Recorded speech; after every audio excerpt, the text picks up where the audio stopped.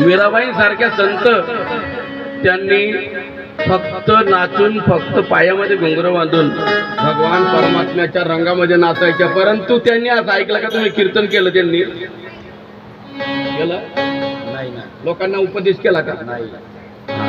पण आता आहे ना मेरी भी चूक ना मेरी भी चूक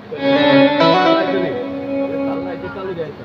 पण बाकी ऐका, स्त्री आणि शूद्र यांना फक्त देवाचं भजन करण्याकरता आणि त्या भजनामध्ये रंगण्याकरता फक्त अधिकार होता, परंतु उपदेश करण्याचा अधिकार न होता. ते आपल्याला का त्याचं काय बाकीच्या गोष्टीचं काही ऐकायचं नाही.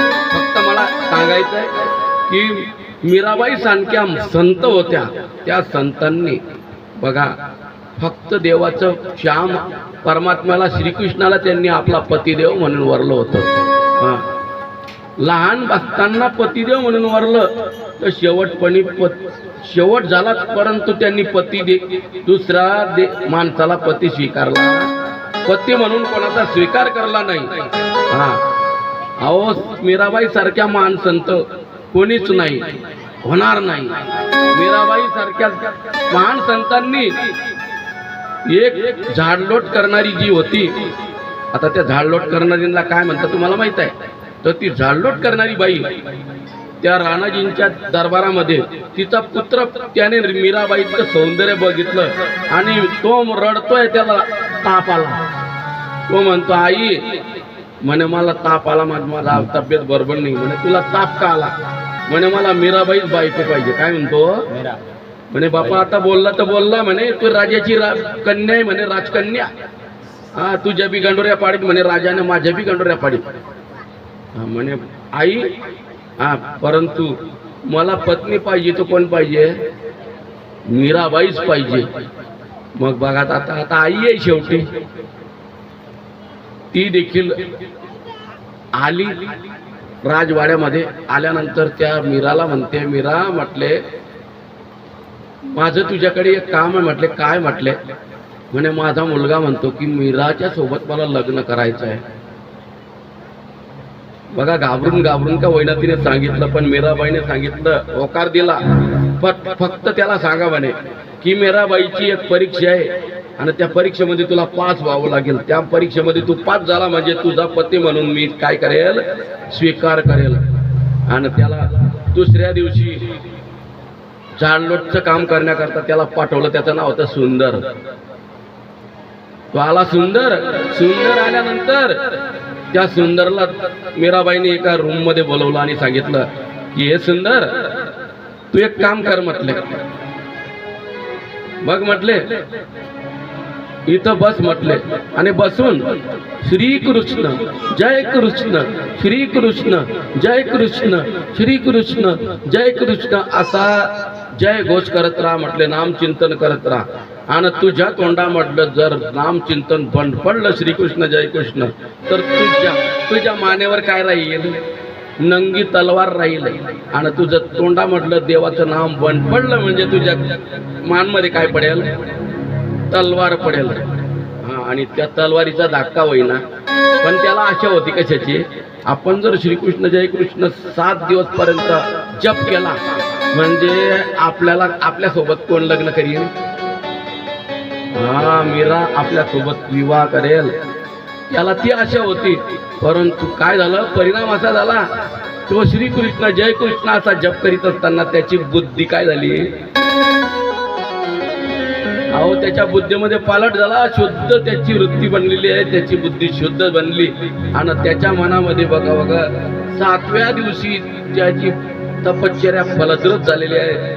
श्रीकृष्ण जय कृष्णाचा जप करून त्याचं जे अंतकरण होतं ते शुद्ध झालं. आणि त्याला मीरा म्हणते उठ म्हटले सुंदर, आता मी तुझ्या सोबत विवाह करायला तयार आहे. पण तो काय म्हणतो?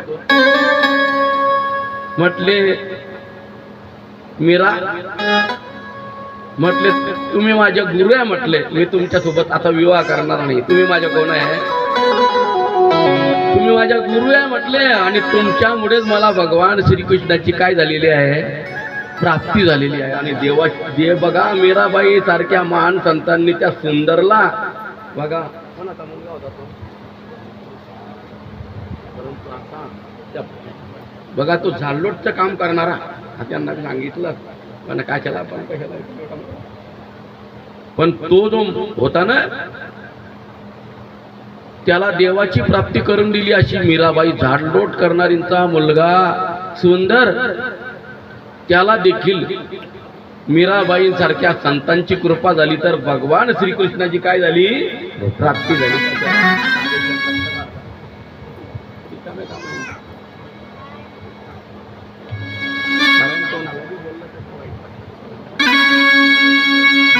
परंतु आहे मात्र खरं आहे, जे सत्य आहे ते काही सांगितल्यानंतर काही वाईट वाटायचं कारण नसतं.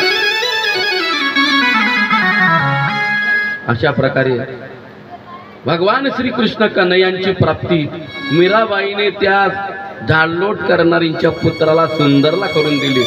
आणि माता ध्रुव याला देखील नारदांच्या मार्गदर्शनाने भगवान श्रीहरी विष्णूची प्राप्ती झाली. काय काय प्राप्ती करून दिलं देवाने. त्याने तर फक्त मांडी मागितली होती, मांडी तर देवाने केव्हाच देऊन टाकली.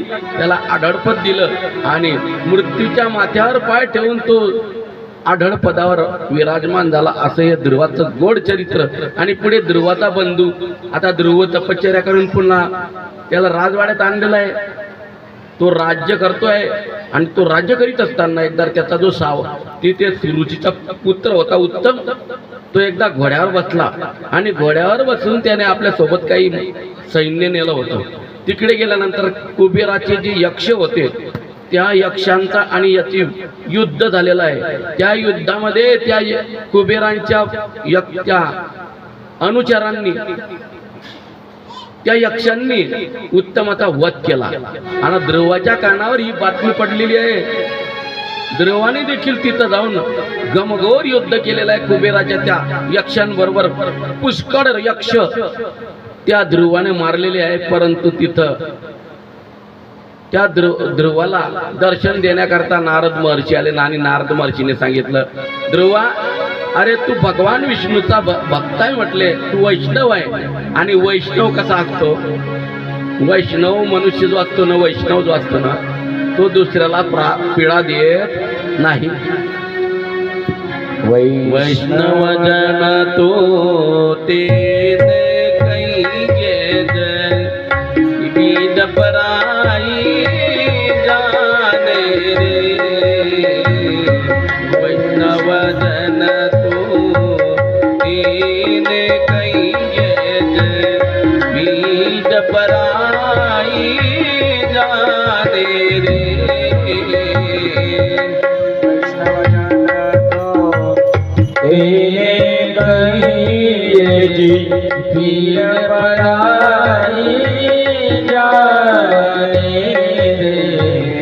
वैष्णव जन तो तेरे पीड़ पराई जाने रे. पर दुखे उपकार करे, पर दुखे उपकार करे, तो मन अभिमान नायाने रे. वैष्णव जन तो तेरे पीड़ पराई नहीं जाने रे. वैष्णव जन तो तेरे पीड़ पराई जाने रे. वैष्णव बघा या भजनामध्ये सांगितलेलं आहे. नरसिंह मेहत्यांचं हे भजन आहे. नरसिंह मेहता आहे ना गुजरातमध्ये संत होऊन गेले आहे आणि नरसिंह मेहतांचं हे भजन आहे. त्यामध्ये सांगितलं आहे, परदुःखी उपकार करे पण मनामध्ये अभिमान येऊ द्यायचा नाही. परदुःखी उपकार करे मन अभिमान ना आने रे. मनामध्ये अभिमान धारण करायचा नाही आणि त्याला त्याच्या दुःखामध्ये उपकार करायचा असतो. असं हे वैष्णवांचं काय आहे. विष्णुमय जग वैष्णवांचा धर्म विष्णुमय जग वैष्णवांचा धर्म विष्णुमय जग वैष्णवांचा धर्म विष्णुमय जग वैष्णवांचा धर्म भेद भेद भ्रम आमंगळ भेद भेद भ्रम आमंगळ ऐकाजी तुम्ही भक्त भागवत ऐकाजी तुम्ही भक्त भागवत भेद भेद भ्रम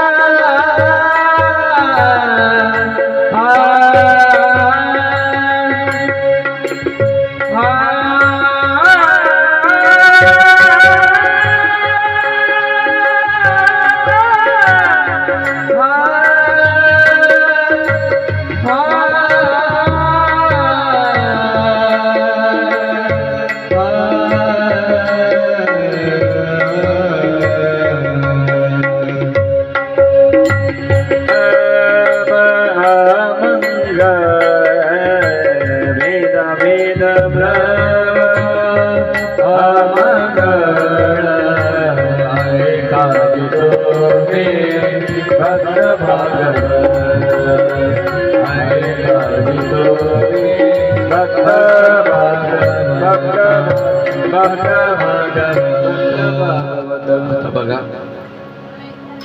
कोण्याही जीवाचा न घडो मत्सर वर्म सर्वेश्वर पूजनाचे असं हे वैष्णवांचं काय आहे. हा वैष्णवांच्या ठिकाणी कोणाचा द्वेष मत्सर नको असायला पाहिजे. हा असं या अभंगामध्ये वर्णन केलं आहे. तुका म्हणे एका देहाचे अवयव सुख दुःख जीव भोग पावे. म्हणून आता पुढे बघा ध्रुवाच्या वंशामध्ये ध्रुव आता बघा तपामध्ये बघा राज्याचा त्याग केला आणि आपल्या पुत्रांच्या स्वाधीन राज्य केलं आणि आपण मात्र वनामध्ये निघून गेला आणि भगवान परमात्म्याच्या धामाची प्राप्ती करून घेतली. आता ध्रुवाच्या वंशामध्ये अंग नावाचा राजा आणि अंग नावाचा जो राजा होता ना त्याच्या पत्नीचं नाव होतं सुनीता. बघा सुनीता वेगळी ना सुनीता वेगळी. थ थडग्याचा थ. हा सुनीता ती सुनीता कोणाची मुलगी होती मृत्यूची. मृत्यू म्हणजे समजतो तुम्हाला काळ त्याची मुलगी होती ती. हा आणि बघा आता त्या अंगराजाला पुत्र संतान होतं म्हणून ब्राह्मणांनी बघा काय केलं यज्ञ केला. पुत्र कामिष्टी यज्ञ जसा रामप्रभूंच्या आणि त्याच्या उगभावांच्या वेळेला केला होता तसा दशरथ राजाने वसिष्ठांच्या सांगण्यावरून तसा पुत्र कामिष्टी यज्ञ केला आणि त्यामध्ये यज्ञ नारायण आला आणि यज्ञ नारायणाने खिरीचं बघा एक द्रोण आणलेलं आहे आणि त्या राजाने फक्त अंगराजाने अशा उमली ती खीर म्हणजे त्याला म्हणता आपण वास घेतला सुगंध घेतला आणि ती खीर फक्त राणीला खाण्याकरता दिली आणि त्या खिरीने राणीला काय राहिला गर्भवती राहिली ती आणि त्यापासून त्या राणीला पुत्र झाला. त्याचं नाव होतं वेन.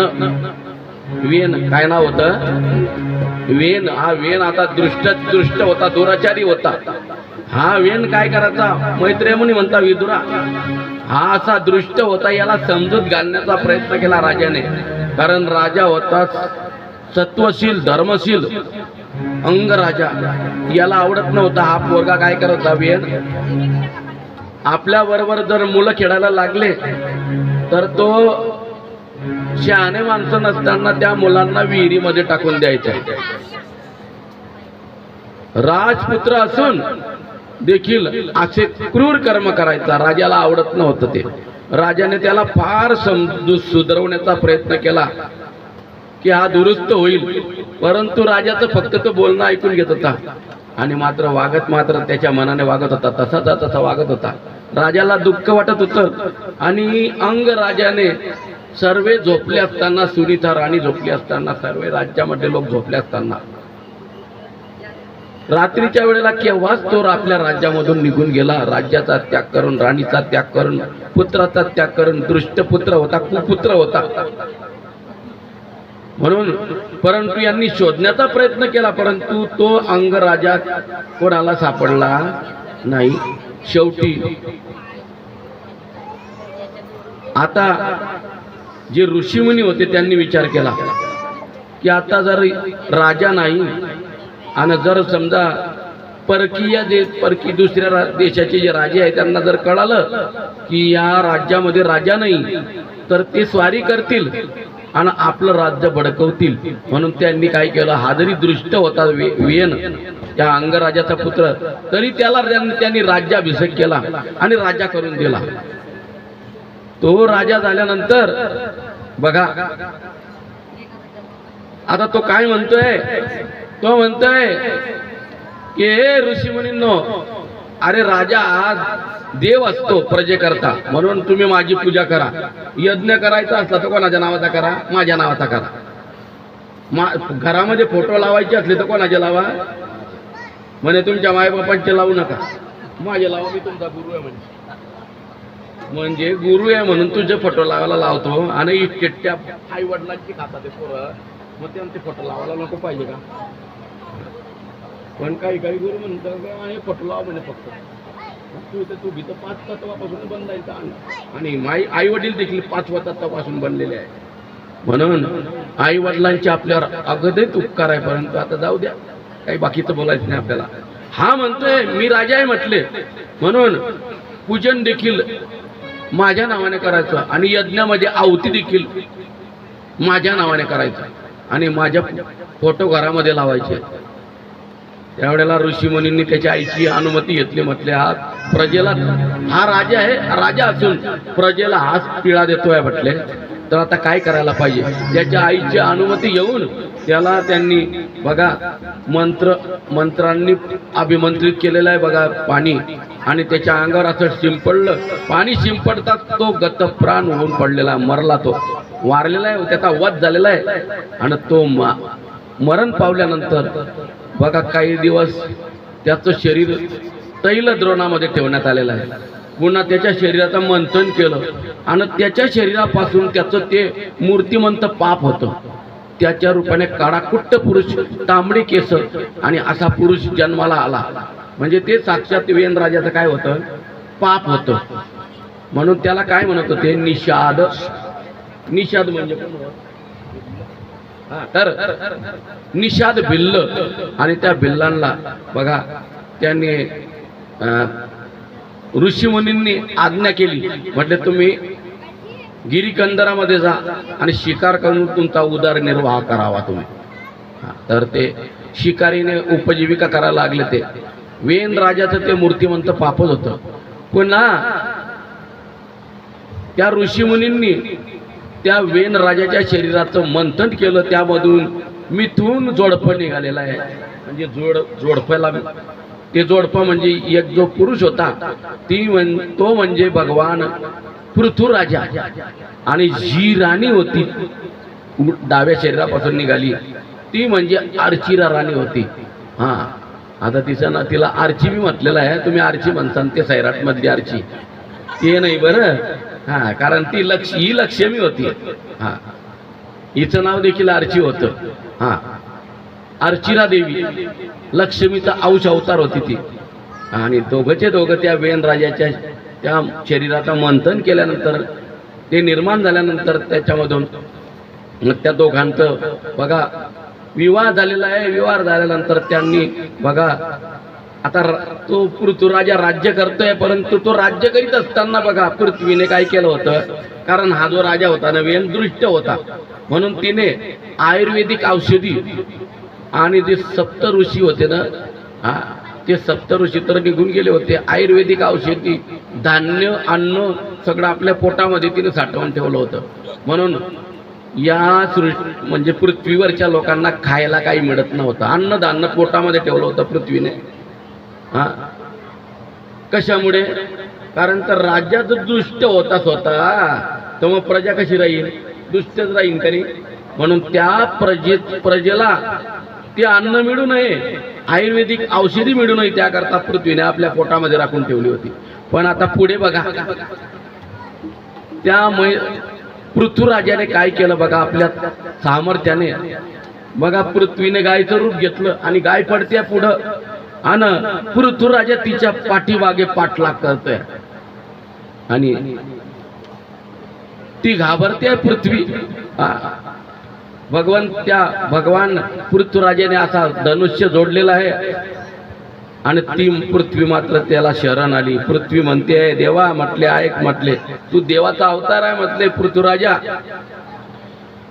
आणि मी तुला सांगते म्हटले, हा जो वेन राजा होता ना, दृष्ट दुराचारी होता. म्हणून माझ्या शरीरामध्ये मी सर्व आयुर्वेदिक औषधी आणि अन्नधान्य लपवून ठेवलेलं आहे. परंतु एक काम कर म्हटले, तुला जसं जसं चारा पाहिजे असेल ना, जसं जसं अन्न पाहिजे असेल ना, त्याकरता एक काम कर काय म्हटले, जसं जसं पात्र तुला आणावं लागेल आणि तसं जसं वासरू आणावं लागेल. वासरू आणल्यानंतर ते वासरू, कारण गायचं रूप होतं त्या पृथ्वीचं, आणि वासरू सोडलं म्हणजे गाय काय सोडते? पाना सोडते ना. हा मग बघा, अगोदर सर्वप्रथम देवांनी इंद्राला वासरू केलं आणि सुवर्णाच्या पात्रामध्ये अमृत नावाचं दूध काढून घेतलं. वासरू कोणाला केलं होतं? इंद्राला.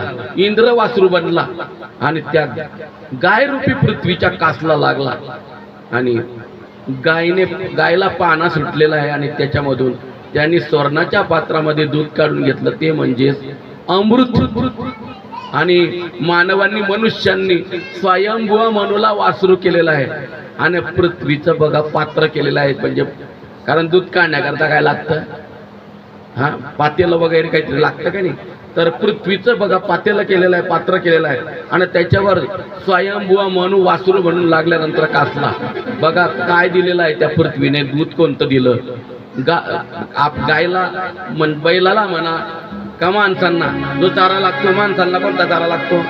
अन्न धान्य वगैरे हे ते सर्व दूध तिने दिलेलं आहे. आणि बैलाला, गायला, म्हैसला जे लागतं ते दूध कोणतं? ते दूध म्हणजे नंदीला वासरू केलं. वासरू केल्यानंतर नंदी कासला लागल्यानंतर तिनं पाना सोडला, तो म्हणजे गवत, कडबा वगैरे जे आहे ना, ते सर्व दूध त्या पृथ्वी मूर्ती गायने दिलेलं आहे. हा त्यानंतर अशा प्रकारे जसं जसं वासरू बनलं आणि आता मग प्रल्हादाला वासरू केलं आणि लोखंडाचं पात्र दूध काढण्याकरता. आता हा प्रल्हाद कोण होता?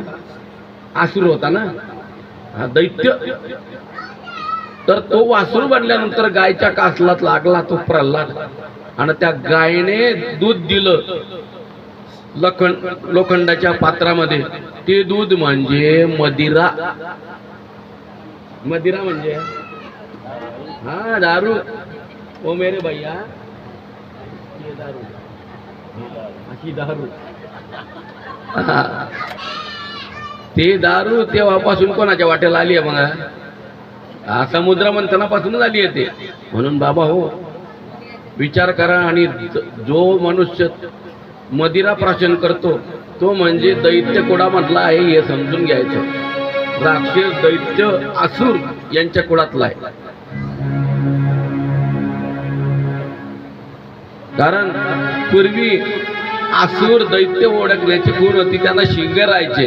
आता या कलियुगामध्ये शिंग नाहीये त्यांना, शिंग परंतु त्यांची ओळखण्याची गुण म्हणजे काय आहे? त्यांचं वागणं, त्यांचं कर्मावून त्यांना ओळखता येतं.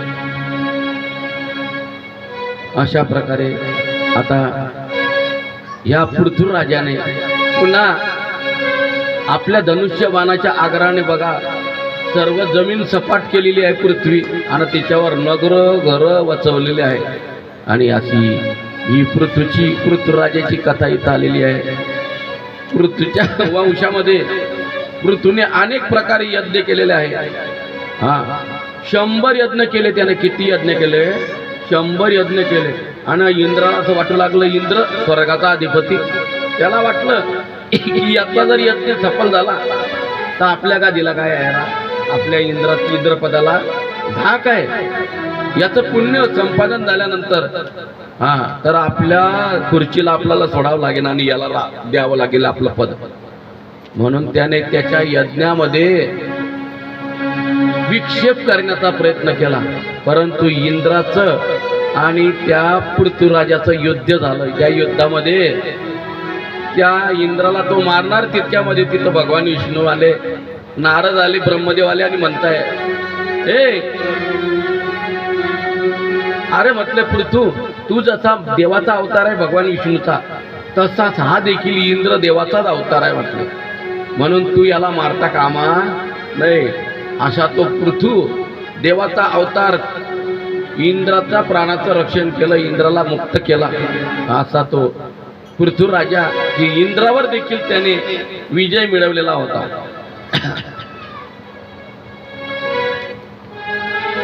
आणि पृथ्वीच्याच वंशामध्ये बघा, आता पुढे प्राचीन बरीचे पुत्र प्राच्यता ही जन्माला आलेले आहे. आता आपला वेळ, आता आजची जी वेळ आहे ना आपली संपुष्टात आलेली आहे. आता आपली ही जी आजची कथा आहे ना इथं विराम घेईल आणि उद्याच्या दिवशी सकाळी आपण पुढचं जे काही आहे आपण ते उद्या बघू. आता आरतीची तयारी करा आणि आम्ही भजन करतो, तोपर्यंत तुम्ही आरतीची तयारी करा.